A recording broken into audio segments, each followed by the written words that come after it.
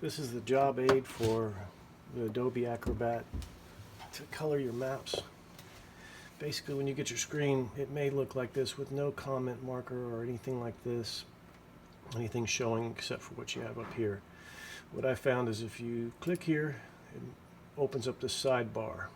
And if you go up to Search Tools and you type in Draw, and then go down to Expand Drawing, it opens up your comment bar. Now I already have my tools up here loaded, but yours may come up empty. If you right click and go to Customize Comment Tools, you can come down here. I already have mine selected up here, but I'll show you how to do it.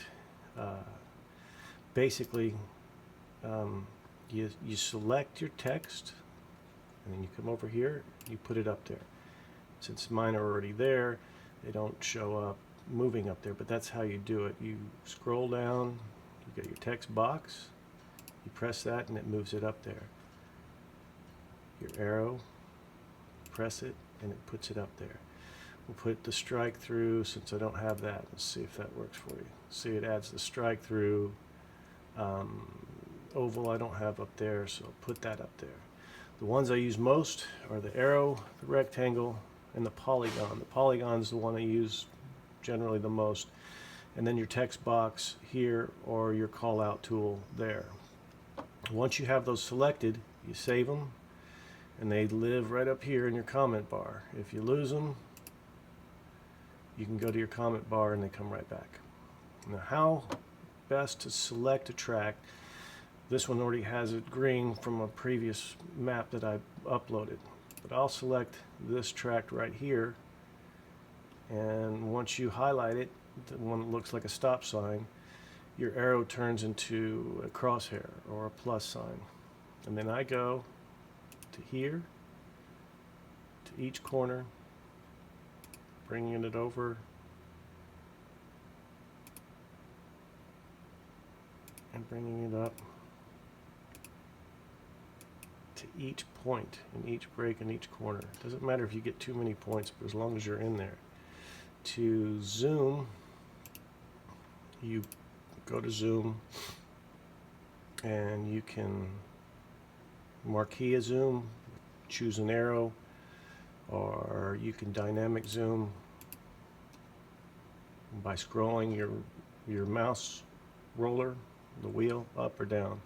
Choosing dynamic zoom, you can choose it way up and down, and if you wanted to get exact, because I know Ken likes it exact, you can stay there, activate the track. When you activate it, you click on the line, and then you get the moving cursor like that. You see how all the points are lit up white? Now you can move each point to where you want it, to where it's exactly where it should be.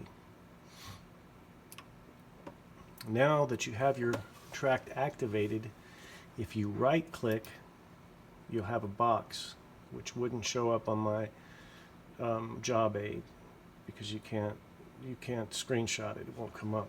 But you come down to properties, you click on properties, and the property box opens up. Now you can select the style, dashed line, straight line. You can select no border, but I always put a border. You can color that line blue, red, to change the tracks or to enumerate different tracks.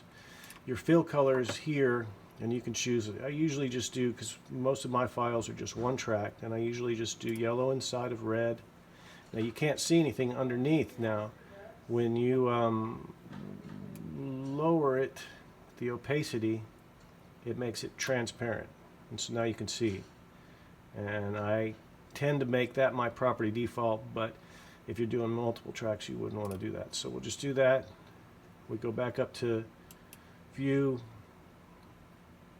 We'll go up to dynamic zoom again, and we'll reduce this because I want to show you another track. So if you add another track onto this map and you try to add it by starting here, like say I want to do this track. If I try to do it there, it's going to select that track. So I don't want to do that. So here I have to cancel that, go up, start again, and I want to select my track from down here where it's not close to my first track. And then it won't. Once I'm started, it won't select the other track. And then I can go here, here, here, here, here, and here. Go to my properties, and I can make this one blue, so it's different than the other. So blue with blue here, and we'll take that opacity down again so you can see underneath. And so now I have two tracks selected. One thing that you can also do here is you can select a curved track. What you do on selecting the curved track, you go back into zoom, bring your wheel, use your mouse wheel to bring it up. This is the curved track I want to do. So I'll start here at this point, and then you just have to make small lines. It's not going to be perfect, but you're not doing a D plot or anything like that. It's just a general idea for coloring your tracks. And since we can't print, we don't all have 11 by 17 printers, we can't do that, so we do this. And then that track is selected. Again, if you don't click on the track itself to activate it, you can't get the property box. So once it's activated with all the dots showing, then you can go in and change what you want. Make everything bigger and fill the track in with green. And there's other colors too. If you guys that do a lot of different colors, you can do all those. Go back in view and dynamic zoom down. One thing you can do here, you can do this one of two ways. If you want to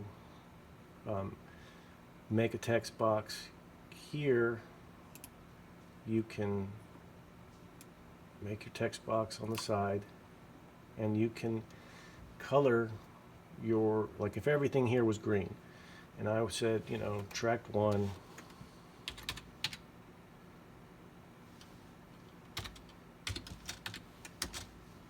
green. Oh, that scared me. And then you can change that to green, right? So, well, I said you could. Yeah, so that's green. This one could be yellow, this one could be blue. Now, if you want to place like track number 1, track number 2, track number 3, it's a little tricky. You have to, what I do is choose the text box. You do it outside of your track, because if you try to do it on your track, you'll select the track. So you do it outside your track, and you put track 1.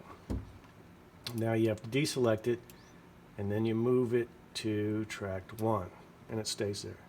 That's basically it. Trying to think of anything else that would be helpful, but you just learn it and practice it, and it becomes like coloring. And I do it because I can't color, but that's about all I got right now. So hope that helps.